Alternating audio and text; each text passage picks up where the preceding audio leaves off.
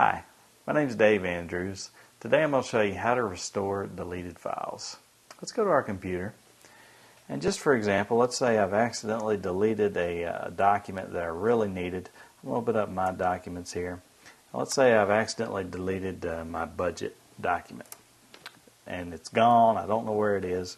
Well, the good news is that Windows keeps a little repository of deleted files before they're permanently deleted called the recycle bin. So I'm going to close this window here. And recycle bin is on your desktop. And if you hold your mouse over it, it says that it contains the files and folders you've deleted. So let's open that up. And we can very easily restore our budget document simply by right-clicking on it and then clicking on Restore.